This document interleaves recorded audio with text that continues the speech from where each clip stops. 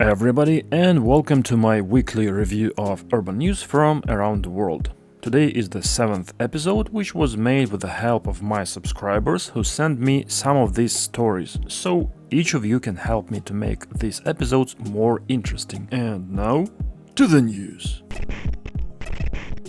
And we start today with Japan, where they finished testing of a new bullet train for East Japan Railway. On March 16, exactly yesterday, the new E8 series Tsubasa was to be started operating with passengers on Yamagata Shinkansen line between Tokyo and Yamagata. Notably, this is the first new model on Yamagata Shinkansen since 1999. Can you imagine 25 years without rolling stock updates? I wonder what the previous one looked like.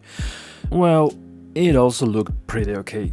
It's Japan. The new train set consists of 7 cars, can carry 352 passengers and accelerate up to 300 km per hour. Thanks to this, the travel time between Tokyo and Yamagata has been reduced by 4 minutes compared to its forerunner, down to 2 hours and 22 minutes. The Japanese railway is, of course, an absolutely unique thing. I hope to see it with my own eyes someday and, of course, to try real Japanese ramen. The first 3-section trolleybus produced by the Swiss company Hess was delivered to the French city of Nancy. Okay, Google, show me the Hess in Nancy. No, the trolleybus.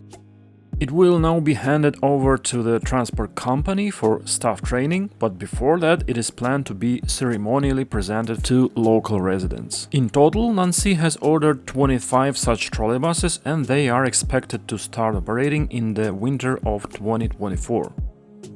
Interesting that before, the city used to have a Bombardier TV-Air Gadgetbahn system, which was a kind of hybrid of a tram and a trolleybus. It was running on rubber wheels, had trolley poles, and was held by a central rail while moving, although it could also run without it like a normal bus. The idea was to combine the advantages of trams and trolleybuses, but the actual use turned out to be too problematic and the system was closed a year ago after 23 years in operation. So here we are now. Meanwhile, in California, they are testing new Stadler trains that are to run between San Francisco and San Jose. Finally, some good news from the United States. Just take a look how awesome it is. These 7-car and double-decker electric train sets will replace on the line the current diesel ones built in the 1980s and 90s. To make their launch possible, the 51-mile route was electrified. The total cost of this project is $2.44 billion and the launch is scheduled for the fall of 2024. And that's a really great news for San Francisco. By the way, Stadler, just like Hess, is also a Swiss company. And the next news comes directly from Switzerland, where the city of Bern has ordered 13 double-jointed trolleybuses with autonomous operation from Hess. If I get it right, it should be the same model as in Nancy. The new trolleybuses are planned to start operation in the summer of 2026 and serve a line that is only partially covered by a contact network. By the way, it is interesting that such double-jointed trolleybuses seem to be gradually becoming a new standard and are being ordered by new cities more and more often. And if previously they were a bit exotic, whoa, what a long trolleybus, now you take it as something natural. Meanwhile, in the capital of Mongolia, Ulaanbataar, they want to build a subway. Recently, they've announced a tender for consulting, so if you happen to be a metro construction specialist, don't miss this opportunity. Construction is scheduled to start in May of this year and to be completed in 2027, which is pretty fast. In total, it is planned to build a 22-kilometer line and expected cost of construction is about $1.5 billion.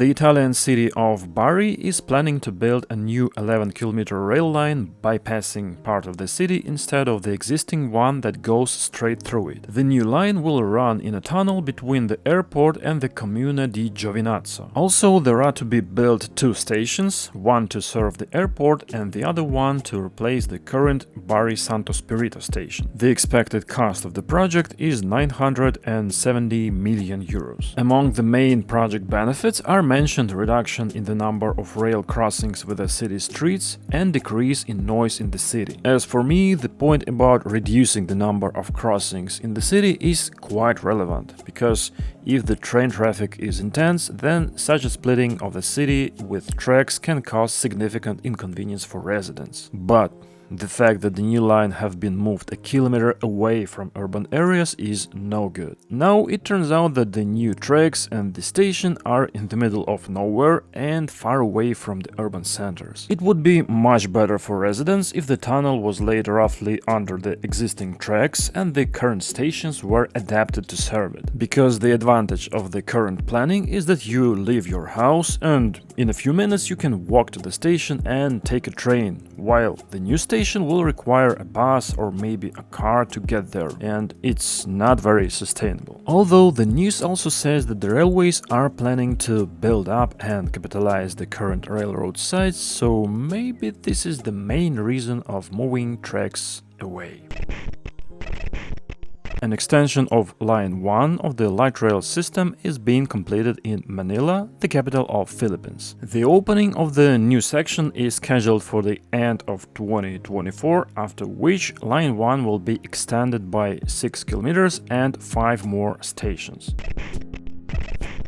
French company Alstom has received an order from the city of Le Mans to lengthen its trams. Currently, the city uses 34 seated trams that are 32 meters long, and now they are going to be extended to 44 meters, which will cost 57 million euros. The extended trams will have a capacity of 296 passengers, so the total system capacity is expected to increase by 40%. Say what you will, but the fact that trams can be lengthened and coupled together like this is a very cool feature, and this is not possible with the buses, for example. Delivery of the first extended trams is scheduled for March 2026.